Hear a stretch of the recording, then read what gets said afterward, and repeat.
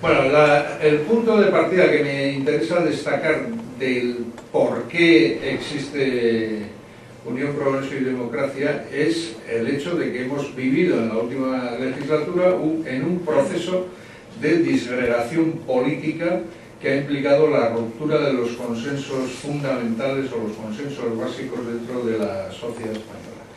En lo que se refiere a la organización territorial del Estado y por tanto al modelo de la distribución del poder político entre el Estado y las comunidades autónomas a raíz del Estatuto de Cataluña, que se presentó como el modelo de, digamos, de posibilidad de dar o de dejar contentos a los nacionalistas. Si recordáis, la legislatura empezó con la presentación del Plan Ibarretxe I, que fue rechazado en el Congreso de los Diputados, e inmediatamente el gobierno pues entró en ese proceso de negociación del Estatuto de Cataluña, que es tan inconstitucional como el Plan Ibarretxe, pero se presentó como ese modelo. Y el resultado pues ha sido una extensión de ese tipo de opción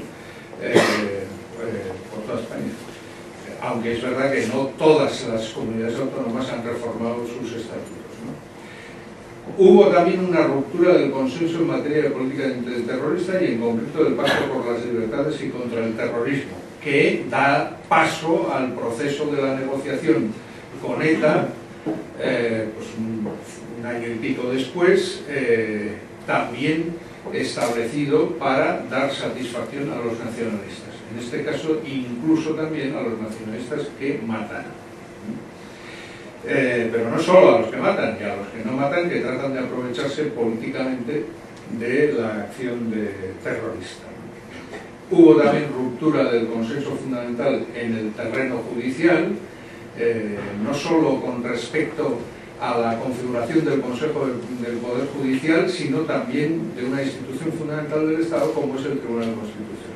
Esto puede parecernos, bueno, más o menos lejano, ¿no? Esto de los jueces que se ponen a la toma y tal, pero tenemos que tener en cuenta que el Poder Judicial es el contrapeso fundamental al poder político que ejercen los otros poderes del Estado, en concreto el Ejecutivo o el Legislativo, y por tanto, si los ciudadanos nos vemos desamparados judicialmente, podemos encontrarnos con que el Estado hace de nosotros cualquier cosa, ¿no? Y también hubo ruptura del consenso en política exterior. De manera que nos hemos encontrado con un sistema político pues, que ha empezado a resquebrajarse por todas partes. Hay dos razones fundamentales de esta situación. Una, creo yo, es la que tiene que ver con la debilidad ideológica del partido que gobierna, o sea, con el Partido Socialista. Bueno, esa debilidad ideológica se ha plasmado, y no, bueno, si alguien quiere luego entramos en detalles, pero se ha plasmado fundamentalmente en la conversión de los socialistas al nacionalismo, y la adopción de un axioma que es falso, y es que el nacionalismo presenta la versión progresista de la sociedad. Yo no sé si vosotros tenéis contactos con nacionalistas, así intensos y con un conocimiento muy preciso, pero lo más reaccionario que existe en la sociedad española son justamente los partidos nacionalistas, ¿no? Estos individuos que creen que por el hecho de nacer en un sitio, por ejemplo, yo que nací en Guernica, tengo más derechos que todos vosotros, si fuera nacionalista, porque como no soy nacionalista, entonces soy un ser despreciable, traidor a la patria, en fin, todas esas cosas, ¿no? O sea, estos individuos que se creen que el hecho de haber nacido en este o en otro sitio confiere derechos a los individuos, estos son los que están ahí apoyando al Partido Socialista y a cuya ideología ha acabado convirtiéndose en buena medida el Partido Socialista. Los tipos más reaccionarios que hay en la sociedad. Y luego, claro, esto no solo tuvo una razón ideológica, pero también una razón pragmática, que es el hecho de que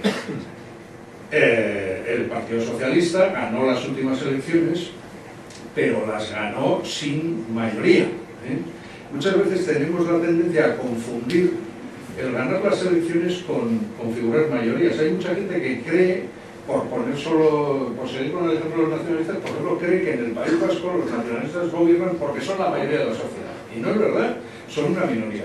Y en el conjunto de España, el Partido Socialista es una minoría grande, pero minoría, y como es una minoría, tuvo que apoyarse en otras minorías, y en este caso las minorías nacionalistas, para poder gobernar, para formar una coalición de gobierno que en definitiva es la que le ha permitido a Zapatero mantenerse como presidente del gobierno a lo largo de la legislatura. Claro, esto, si viviéramos en un país más o menos normal, pues hubiese sido bastante normal. Pero es que el problema es que vivimos en un país que no es exactamente un país normal, porque estas minorías nacionalistas son minorías secesionistas, es decir, su programa político consiste en independizarse del resto de España, en establecer un proceso de secesión. Por ejemplo, ahora Ibarretxe lo ha anunciado para el caso del País Vasco, ha anunciado que en octubre de este próximo año va a convocar un referéndum y tal. Y Artur Mas, que por cierto no gobierna, pero intenta gobernar, pues también ha anunciado lo mismo, porque en esta subasta nacionalista, pues si yo pido esto o voy a hacer esto, el otro más todavía. Y claro, ocurre en el marco de un sistema político, que es el sistema político que creó la Constitución de 1978, que no quedó cerrado en este asunto. La Constitución del 78 tiene muchas virtudes y fundamentalmente instituyó un sistema democrático y un sistema de libertades individuales que además es un sistema, en fin, moderno. Es un sistema que ha incorporado pues, muchos elementos que el derecho constitucional ha ido elaborando a lo largo del tiempo. Pero dejó sin cerrar el modelo de distribución del poder, esto que llaman los politólogos el modelo territorial. Dejó sin cerrarlo porque en aquel momento era imposible cerrar ese modelo. En aquel momento se sabía que había aspiraciones de autonomía en el País Vasco, en Cataluña, y mucho más rebajadas en el caso de Galicia, pero podía haber otros sitios de España que tuvieran esas aspiraciones. De hecho, tenemos una tradición autonomista en España desde el siglo XIX, ¿no? Por ejemplo, entre los lugares exóticos que han aspirado a la autonomía tenemos el cantón de Cartagena. Esto forma parte de nuestra historia, o sea que realmente en aquel momento no era posible cerrar el modelo y se dejó abierto. Claro, al dejar abierto el modelo se dejó abierta la posibilidad de que las comunidades autónomas que se fueran constituyendo fueran adquiriendo cada vez más poder, o sea, cada vez más competencias. Y justamente lo que ha ido ocurriendo es que los apoyos nacionalistas a los gobiernos minoritarios, en el caso último de Zapatero ha sido así, pero también lo fue en el caso de Aznar, no en la última legislatura de Aznar, sino en la primera de Aznar, y en la anterior en la que gobernó Felipe González, etc. Pues esto es un intercambio de votos por competencias, por dinero, por inversiones, etcétera, etcétera. Y en consecuencia, al estar el modelo abierto, se ha ido produciendo una petición creciente de competencias por parte de las comunidades autónomas. El problema es que desde la última legislatura de Aznar, el sistema estaba en el límite.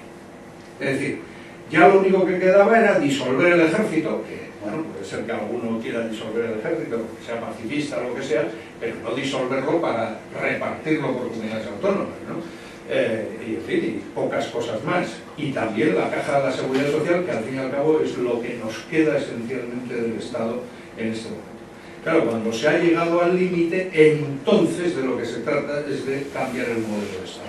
Y esto es lo que se ha hecho en el acuerdo entre los nacionalistas y el gobierno de Rodríguez Zapatero a través de la reforma de los estatutos de autonomía.